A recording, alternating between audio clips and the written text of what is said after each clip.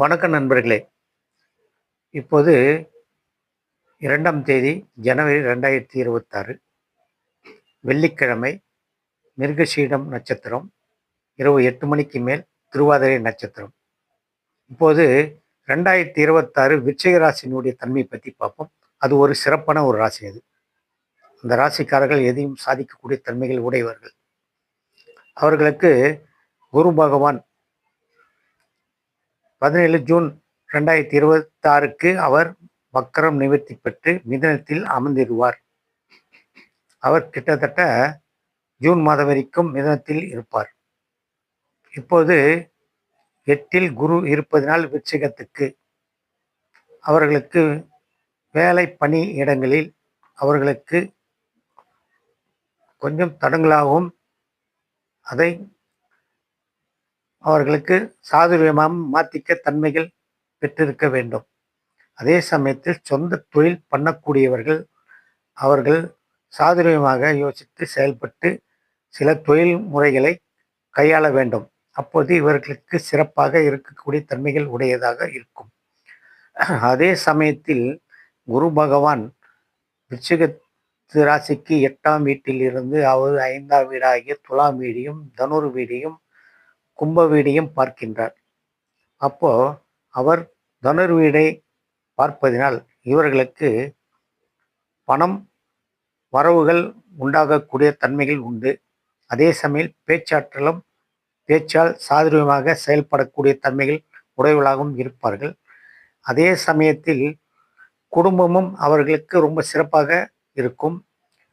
அதே சமயத்தில் குரு பகவான் கும்ப ராசியை பார்ப்பதினால் கும்பத்தில் கேது பகவான் அமைந்திருப்பதினால் அது கோதண்ட ராகு என்று சொல்வார்கள். குரு பார்ப்பதினால் விருச்சிகத்துக்கு 4ஆம் வீடு என்பதினால் அவர்களுக்கு சொந்த இடம் வாங்குவதும் சொந்த வீடு கட்டி குடி போவதும் பழைய வீடை மாடிப்பேர் பண்ணி அதை புதுப்பிப்பதற்கும் இது ஒரு சிறப்பான காலம். அதே சமயத்தில் விருச்சிக ராசிக்கு 10ஆம் வீட்டில் கேது பகவான் அமைந்து அவர் 10ஆம் வீட்டில் சூரியன் வீட்டில் அமைந்திருப்பதனால் தை மாசத்துக்கு சூரிய பகவான் மகரத்தில் சென்று அவர் உத்தராயண காலங்கள் என்ற அடிப்படையில் அவர் நகர்ந்து கொண்டு செல்வார். சித்திரை, தை, மாசி, பங்குனி, சித்திரை என்று அப்படி சென்று கொண்டிருப்பார்.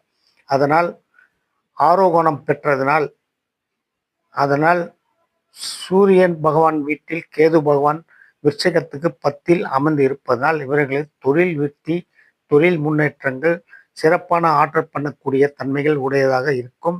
அது உபயசேய சாணம் என்று சொல்வார்கள். அதனால் கேது பகவான் அமைந்ததும் தை மாதத்தில் சூரிய பகவானும் மகரத்தில் அமைவதும் ஒரு சிறப்பான ஆற்றல் பண்ணக்கூடிய தன்மைகள் உடையதாகும். அதே சமயத்தில் விருச்சிக ராசிக்கு 5ஆம் வீட்டில் மீனத்தில் சனி பகவான் இருப்பதினால் அவர் 10ஆம் பார்வையாக தனுர் வீடை பார்ப்பதினால் அதே சமயத்தில் குரு பகவானும் 7ஆம் பார்வையாக தனுர் வீடை பார்ப்பதினால் இவர்களுக்கு 2 கிரகங்களும் ஒரு வீடை பார்ப்பதினால் சுபர்களும் பார்ப்பதினால் சனி பகவான் பூர்வீக புண்ணியாதிபதியாக இருந்து பார்ப்பதனால் இவர்களுக்கு சிறப்பான ஆற்றல் பண்ணக்கூடிய தன்மைகள் உடையவர்களாகும். பேச்சாற்றல், பணவரவு, குடும்பஸ்தானாதிபதி சிறப்பாக இருக்கக்கூடிய தன்மைகள் இவர்களுக்கு சிறப்பாக இருக்கும். இந்த 2026 இவர்களுக்கு.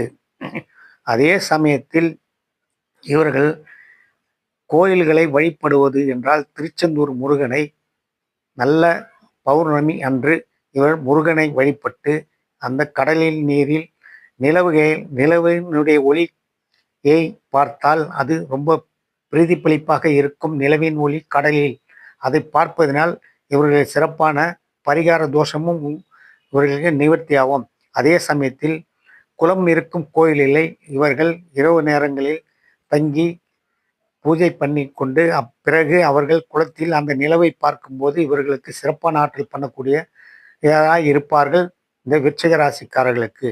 அதே சமயத்தில் மகான்களை அவர்கள் பௌர்ணமி அன்று தரிசனம் செய்வதும் மகான்களை பார்ப்பதும் அதே சித்தர் வழிபாடுகளும் நல்ல பௌர்ணமி அன்று சென்று சித்தர்களை வழிபடுவதும் ஒரு சிறப்பான ஆற்றலே. அதனால் இவர்களுக்கு எந்த தோஷமும் வராது. அதனால் இந்த 2026க்கு இந்த விருச்சிக ராசிக்காரர்கள் ரொம்ப சிறப்பாக இருப்பார்கள். வணக்கம் நண்பர்களே.